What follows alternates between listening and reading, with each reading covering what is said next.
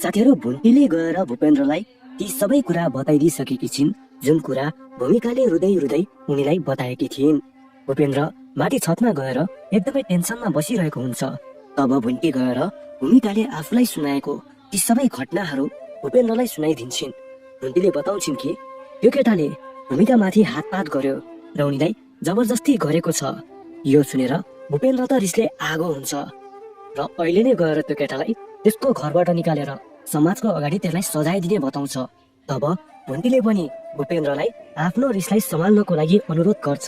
उनीले हो, त्यो केटाले धेरै गल्ती गरेको छ, तर यसरी समाजको अगाडि सबै कुरा बताउँदा फेरि आफ्नो घरको इज्जत अर्थात् भूमिकाको इज्जत पनि जाने डर हुने। त्यसैले अहिले गएर त्यो केटालाई समातेर पुलिसलाई बुझाइदिनु पर्ने कुरा बताउँछिन्। तर भूपेन्द्र भने एकदमै रिसले आगो भएको छ। उसले अहिले नै गएर त्यो केटालाई आफै सजाय दिने र त्यसलाई कालो मोसो दलेर टोलभरि घुमाउने, त्यसलाई बाँकी नछोड्ने भन्दै रिसले आगो हुन्छ। तब त भुन्टीले पनि भूपेन्द्रलाई सम्झाउँदै यसरी आवेशमा आएर हुँदैन, गल्ती त्यो केटाको मात्र छैन, गल्ती हाम्रै बहिनीको पनि छ। हामीले त्यत्रो सम्झाउँदा पनि त्यो केटाको व्यवहार कस्तो होला र त्यो कस्तो मान्छे होला भनेर धेरै पटक उहाँलाई बुझाउँदा सम्झाउँदा पनि उहाँले नमानेर उल्टै त्यो केटाको कोठामा जानु भएको हो र त्यसले यो घटना घटाउनलाई प्रोत्साहन पाएको हो। त्यसैले यो घटना घट्नुमा जति त्यो केटाको हात छ त्यति नै हाम्री बहिनी भूमिकाको पनि हात छ भनेर भूपेन्द्रलाई बताउँछिन्। यो सुनेर भूपेन्द्र पनि भुन्टीदेखि पनि रिसाउँछ र तिमी मेरो बहिनीको भाउजू हो कि दुश्मन हौ, किन यस्तो कुरा गरिरहेको छौ भनेर भुन्टीलाई शुद्ध गाली गर्छ। अब भुन्टीले म उहाँको शुभचिन्तक हुँ, म उहाँको कहिल्यै नराम्रो चाहन्न, तर यसरी आफ्नो मान्छे भयो भन्दैमा आफ्नो मान्छेको चाहिँ गल्ती देख्दै नदेख्ने, खालि अरूलाई गल्ती देखाउनु हुँदैन।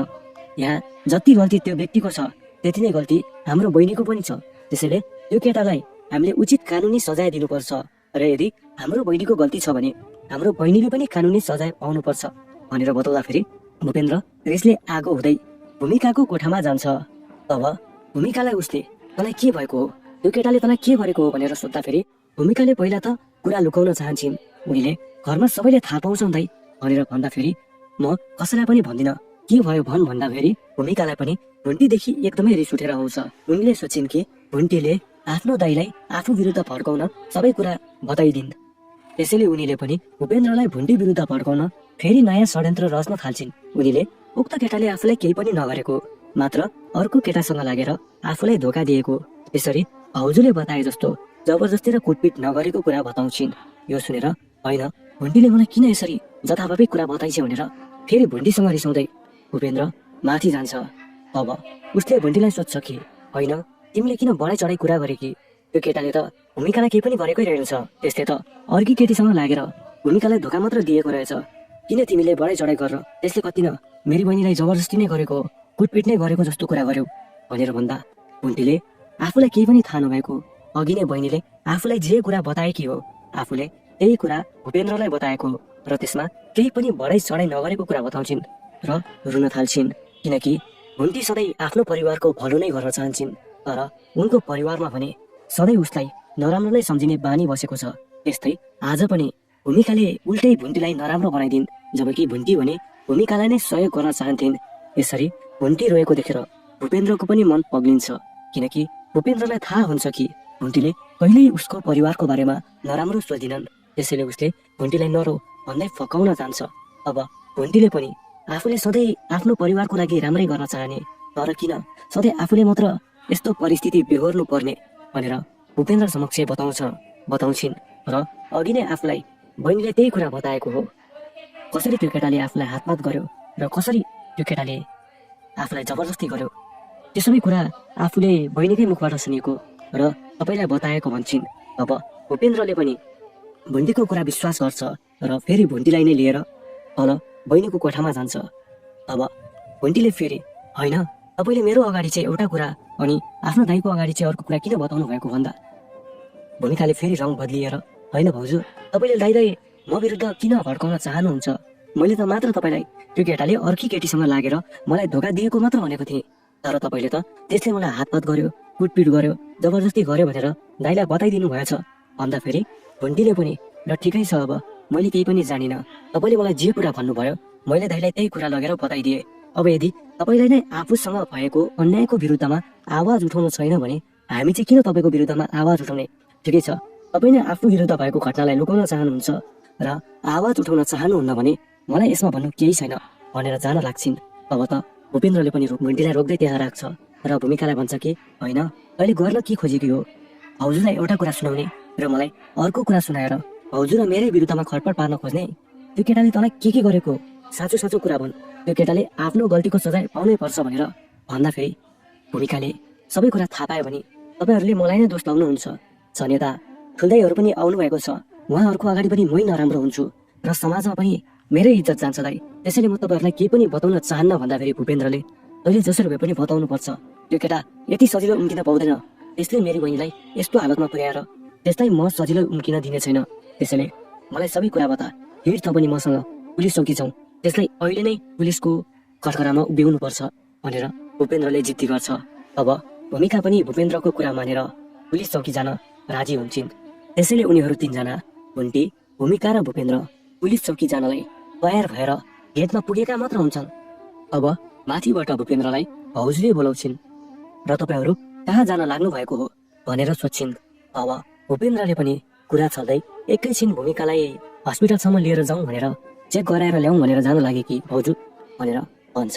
अब भाउजूले पनि अनि तपाईँ र बहिनी मात्र गए भइहाल्यो नि, भुन्टीलाई घरमै छोडिदिनुहोस् न, मलाई किचनको बारेमा केही पनि थाहा छैन भनेर भन्दाखेरि भूपेन्द्रले होइन भाउजू, भीमले सघाइदिइहाल्छ नि, हामी एकैछिनमा आइहाल्छौँ भनेर फेरि भन्छ। अब पनि भाउजूलाई त भुन्टीलाई सँगै पठाउन मनै छैन, उनीलाई भुन्टीलाई यहीँ राखेर किचनको काम अराउन मन छ। त्यसैले उनीले मान्दै नमानिकन होइन तपाईँहरू दुईजना मात्र गए भइहाल्यो नि, भुन्टीले त्यहाँ गएर के नै गर्ने हो र, बरु यहाँ भइन् भने किचनको काम गर्छिन्, मलाई किचनको केही पनि थाहा छैन भन्दा भूपेन्द्रले होइन भाउजू, हामी एकैछिनमा आउँछु, यदि तपाईँलाई त्यस्तै काम पर्यो भने भीम छँदैछ नि, हामी गएर आइहाल्छौँ भनेर भाउजूको कुरा टारिदिन्छ। त्यसैले भाउजू पनि फर्केर रिसाउँदै त्यहाँबाट जान्छन्। यस्तो देखेर भुन्टीलाई अलि नरमाइलो लाग्छ, त्यसैले आफू घरमै बस्ने बताउँछिन्।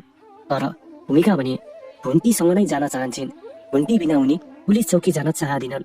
त्यसै कारणले उनी भूपेन्द्र र भुन्टी घरबाट निस्किन्छन् र पहिला सिधै त्यही केटाको घरमा जान्छन् त्यो केटालाई समात्न भनेर।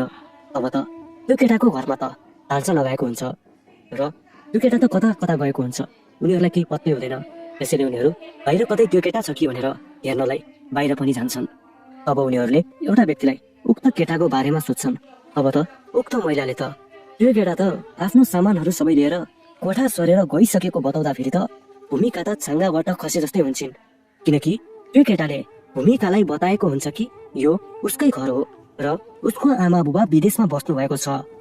यस्तो कुरा सुनेपछि त त्यो महिलाले कहाँ यो त्यो केटाको घर हुनु, यो त बालमा बसेको हो, यो त काहीँ नभएको फटा छ, त्यसले त कतिजना केटीलाई आफ्नो कोठामा ल्याएको छ, मैले तपाईँलाई पनि त्यो केटाको कोठामा देखेको थिएँ र बिहान के हल्ला सुनेको थिएँ, कतै तपाईँ र त्यो केटाको झगडा त भएको होइन भनेर सोद्धाखेरि भुन्टी, भूमिका र भूपेन्द्र त्यहाँ बस्नलाई अलि असजिलो महसुस गर्छन् र त्यो केटा नै फरार भएको भए अब त्यहाँ बसेर केही काम नभएको भन्दै त्यो केटालाई खोज्न निस्किन्छन्।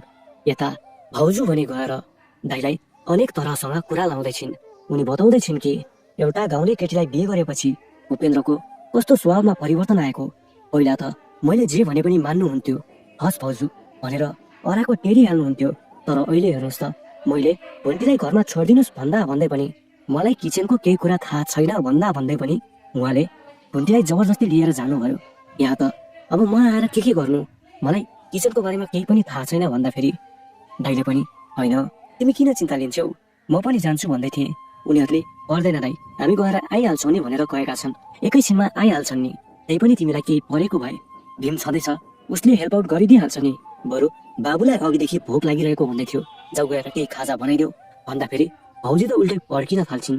त्यसपछि दाइले ल ठिकै छ, म आफै बनाएर ल्याउँछु भनेर त्यहाँबाट निस्किन्छन्। यतापट्टि भूपेन्द्र, भुन्टी र भूमिका पनि त्यो केटालाई खोज्दै खोज्दै हिँडिरहेका छन्। तर त्यो केटा भने यता आफ्नो साथीसँग आफूले कति नै ठुलो काम गरेको जस्तो गरेर आफ्नो साथीलाई सुनाइरहेको छ र गल्ती आफ्नो मात्र नभएको त्यो भूमिकाको पनि भएको। मैले त्यसलाई मतलब नगर्दाखेरि सधैँ फोन गरेर तपाईँले मलाई किन मतलब गर्नु हुँदैन भनेर मेरै कोठासम्म मलाई भेट्न आउँथे। अब त्यसरी आउनेलाई मैले आफ्नो स्वार्थ पुरा नगरिकन छोड्छु होला त? त्यसको कारणले गर्दा बरु मेरै एउटी क्युट गर्लफ्रेन्ड नै फर्किएर गई अनि त्यसलाई म कहाँ छोड्छु र भन्दै आफ्नो साथीलाई गफ सुनाउँदै हुन्छ। त्यति नै बेला त्यहाँ भूपेन्द्र आएर त्यो केटालाई एक लात हानेर पछाडि दिन्छ र त्यो केटालाई समातेर अहिले मेरो बहिनीको यस्तो हालत बनाउने भन्दा त त्यो केटाले पनि हात जोड्दै माफी माग्न थाल्छ र मलाई छोडिदिनुहोस् है, मेरो यसमा केही पनि गल्ती नभएको, मेरो यसमा जति गल्ती छ तपाईँको बहिनीको पनि त्यति नै गल्ती छ भनेर भन्न थाल्छ। अब भूपेन्द्रले पनि ठिकै छ, तँलाई के गर्नुपर्छ मैले जानेको छु, म अहिले नै तँलाई प्रहरीकोमा बुझाउँछु भन्दाखेरि त्यो केटाले हात जोड्दै होइन दाइ, तपाईँ मलाई छोडिदिनुहोस्, म तपाईँले जे भने त्यही मान्छु, म तपाईँको बहिनीसँग बिहे गर्न पनि तयार छु भनेर माफी माग्छ।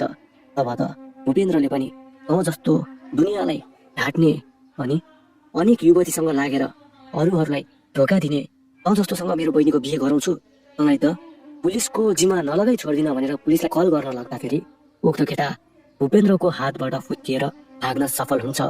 तर यो देखेर भूमिका त एकदमै आत्तिन्छन् र भाउजू यसरी दाइले त्यो केटालाई लखाटेको देख्दाखेरि टोलमा सबैले थाहा पाएर कतै आफ्नो बेइज्जत त हुने होइन भनेर भन्दाखेरि अब यस्तो कुरा छोडिदिनुहोस् नानी, पहिला तपाईँलाई त्यत्रो सम्झाउँदाखेरि चाहिँ आफ्नो इज्जतको आफ्नो घरको इज्जतको ख्याल भएन, अब यस्तो अवस्थामा पुगेपछि चाहिँ बल्ल थाहा भयो त्यो केटालाई त जसरी भए पनि तपाईँको दाइले समातेर सजाय दिनुहुन्छ, तपाईँले धन्य मान्नु पर्दैन। हेर्नुहोस् त त्यो कस्तो फटा केटा रहेछ, तपाईँलाई मात्र नभएर त्यसले त हरेक केटीलाई यसरी नै डुबाउने रहेछ नि भनेर सम्झाउँछिन्। यता भूपेन्द्रले पनि त्यो केटालाई जसरी भए पनि समात्न सफल हुन्छ र प्रहरीको जिम्मामा लगाउँछ। अब त्यो केटाले पनि प्रहरी सामु आफ्नो केही पनि गल्ती नभएको उल्टै भूमिकाले आफूलाई मन पराउने तर आफूले अर्को केटीलाई मन पराएको हुनाले उनीले मलाई फसाउने नियतले जबरजस्ती गरेको हो भनेको कुरा पुलिस समक्ष बताउँछ।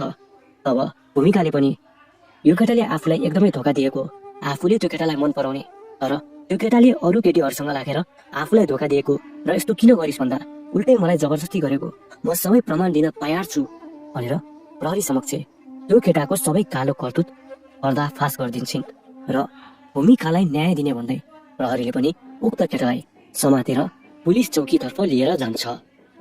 साथीहरू यो केटालाई कस्तो सजाय हुनुपर्छ, या त यो केटालाई सँगै भूमिकालाई पनि सजाय हुनुपर्छ, हजुरहरूलाई के लाग्छ हामीलाई कमेन्ट गर्न नबिर्सिनुहोला।